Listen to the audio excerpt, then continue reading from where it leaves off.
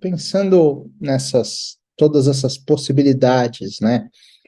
Assim, a gente vai ter aparentemente algum impacto em ensino, um impacto em pesquisa.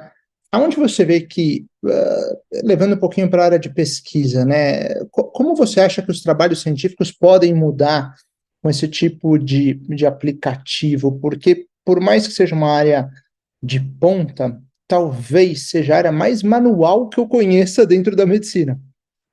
A área que mais você checa e você não tem uma rechecagem, um processo, algo do gênero. O que você acha? Então, perfeito. Eu acho que tem alguns pontos bem importantes, né, que a inteligência artificial como um todo pode implicar aí na área da pesquisa. Então, quando a gente olha por uso da inteligência artificial, um primeiro ponto que eu vejo é que o cérebro humano, a gente só consegue olhar 5 variáveis ao mesmo tempo. Quando tem mais de 5 variáveis, a gente instintivamente, a gente deleta uma e ranqueia a outra para estar entre as top 5. E a medicina cada vez se torna mais complexa. A gente olha hoje imagem, laboratório, dados moleculares, imagens moleculares, e a gente não consegue avaliar todo esse dado. Então, a inteligência artificial, primeiro, vai conseguir olhar para esses grandes volumes de dados, entender esses dados, agrupar esses dados e ver se esses dados são consistentes ou não. Isso é um ponto.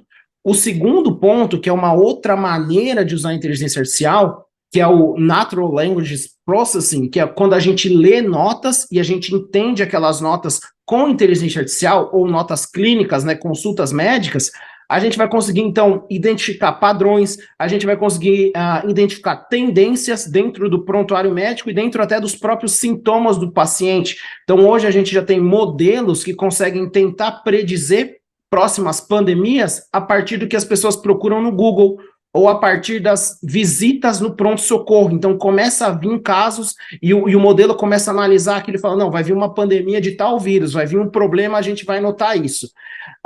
E por último, eu vejo uma grande aplicação também para descobrimento de novas drogas, porque agora a gente tem bases de dados enormes de proteínas, de moléculas, que como ser humano a gente não conseguia fazer conexões entre essas moléculas, e agora esse modelo ele fica ali 24 horas trabalhando e criando novas interações, e a gente consegue criar hoje um vidro com moléculas diferentes, mas com as mesmas características.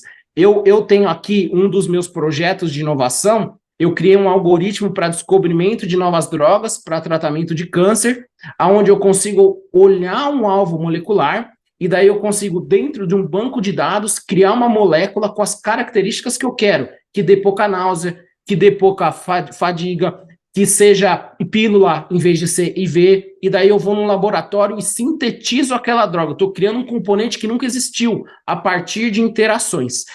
E por último, e esse é o maior desafio que a gente vai ter, é o uso do chat GPT para escrever artigo científico. Então, faz 2 semanas mais ou menos, eu recebi o editor-chefe da Lancet aqui, na Queen's University, então eu trouxe ele para 2 dias para passar aqui com a gente, falar sobre pesquisa, e ele falou que esse é um dos grandes problemas que a gente vai ter que solucionar, porque tem muita gente usando a tecnologia, a inteligência artificial, para escrever paper.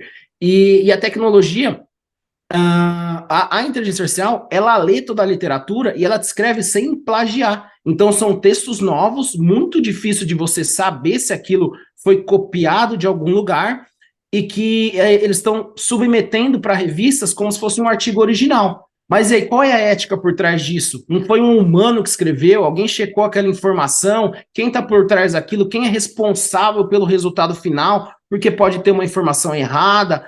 Então, existe uma grande discussão, e agora uma discussão se o ChatGPT vai entrar como coautor de artigo, como que a gente vai fazer isso, né? Existem alguns papers publicados já que colocaram o ChatGPT como coautor, porque eles usaram para escrever a introdução ou a discussão do paper. Então, é bem interessante.